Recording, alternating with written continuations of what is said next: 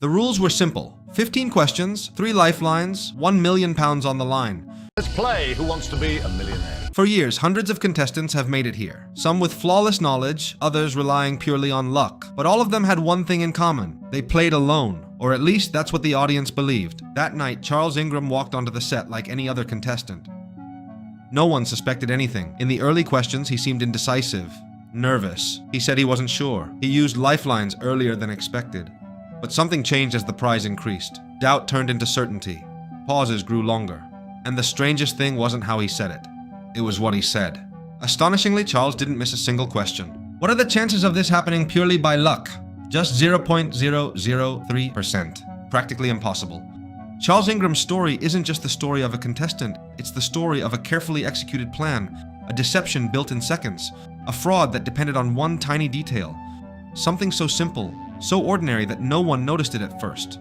A cough. Every time Ingram said the correct option, someone in the audience coughed. Paris. I don't think... A sound so natural it went unnoticed at first, but not by the production team. When they reviewed the recordings, the pattern was undeniable. The microphones captured more than 30 suspicious coughs. Why? But the reason I think it's cricket is because I'm sure... Yeah. Yeah, I'm gonna play. The footage was analyzed frame by frame, and when the truth came to light, the dream of winning £1 million turned into a scandal that would end up in court. To understand how Charles Ingram tried to fool an entire television show, we first need to understand the game. Who Wants to Be a Millionaire? Wasn't just trivia, it was pressure, psychology, fear. 8 contestants started the game, only one reached the hot seat. To get there, you had to win fastest finger first. Once you sat down, 15 questions, 4 answers each, 3 lifelines, and every correct answer doubled the money. Simple on paper, brutal in reality, because you could take all the time you wanted, and the longer you thought, the harder it got. By the late 90s, the show had become a global obsession. Millions watched every episode. It wasn't just TV, it was an event. And every scam needs 3 things: a plan, perfect timing, and the right people. This wasn't a one-man operation, there were 3 players. Charles Ingram was a British Army major, not a businessman or a trivia expert. In everyday life, he wasn't someone known for outstanding general knowledge or quick thinking. He was the face of the fraud.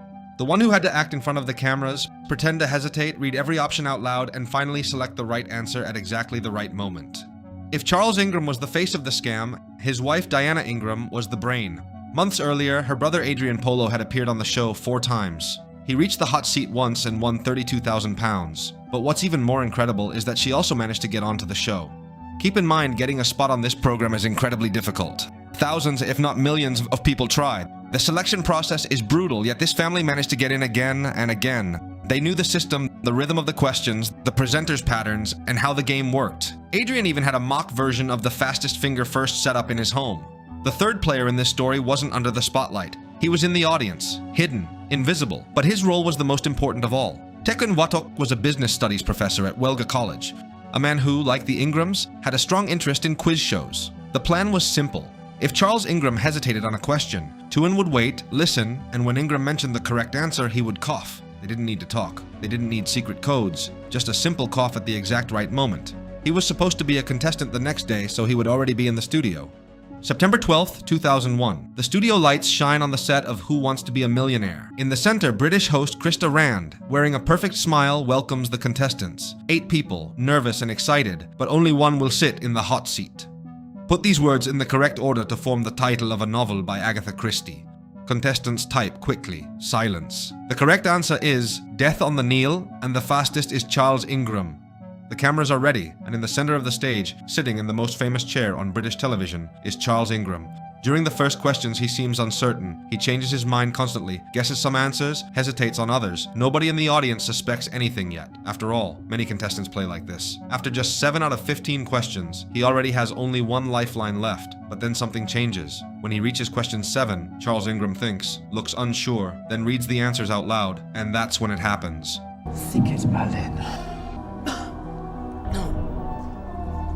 I don't think it's Paris. I don't think... A short but clear cough. Ingram pauses and suddenly chooses the correct answer. And I think it's Paris. At first, nobody notices. A cough in a studio full of people isn't unusual, but then it happens again. Yeah, I'm going to play. I'm going to play Paris. You were convinced it was Berlin. I know, I think I was wrong. I'm going to go for Paris. You thought it was Berlin, Berlin, Berlin. You changed your mind to Paris. That brought you 500,000. Question 10. Ingram is lost. He has no idea what the answer is. He scratches his head, mutters different options, and when he says the correct one... But I think it's cricket, but I'm not sure. But the reason I think it's cricket is... Another cough. You just won 64,000 pounds. The pattern is clear. Hesitation, speaking out loud, trying different answers, and when he says the correct one, someone in the audience gives him the signal. The game is rigged, but nobody knows it. You just won 32,000 pounds. Charles Ingram has reached the final question. One answer separates him from £1 million. The question is difficult. Ingram has no idea. He says it out loud. He considers options with no confidence, but then comes one final cough from the audience. Megatron, mega. I don't think it's Megatron. I'm sure it's Google. Charles pauses. He shifts posture, leans slightly forward, looks at the screen again, and suddenly, as if struck by divine revelation, chooses the correct answer. Yeah, it's a Google. Yeah. You just won 1 million. He has just won £1 million, but the fraud has been recorded. The money was already secured. Charles had made history on British television. He had beaten the system. He had fooled everyone, or at least that's what he thought. Behind the scenes, something didn't add up. They had never seen anything like this. The way Charles Ingram played made no sense. The first sign that something was wrong didn't come from an investigation or an anonymous tip. It came from something much simpler. The reaction of host Chris Starrett. Chris had hosted hundreds of episodes of Who Wants to Be a Millionaire. He had seen brilliant players, people collapse under pressure, contestants using strategy, but he had never seen anyone like Charles Ingram. Someone who doubted every question, yet answered everyone correctly. That same night, while the production team reviewed the footage, they began noticing something. Every time Ingram mentioned the correct answer, a cough could be heard in the background. At first it seemed like coincidence, but as they continued watching, the pattern became impossible to ignore. A cough at the exact moment. Always after Ingram said the correct option, someone was helping him. Paul Smith, the head of the show, was convinced this couldn't be a coincidence and contacted the police. The company behind the show held back the check for 8 days while they investigated. Meanwhile, Smith and the technicians reviewed the footage again. They decided to analyze every second of the recording. Sound engineers isolated the audio tracks. They listened over and over to each answer, and there it was. Every time Ingram hesitated, a cough. When he mentioned a wrong answer, nothing. By increasing the audio volume, they managed to identify where the coughs were coming from. Almost all of them originated from a single point in the audience.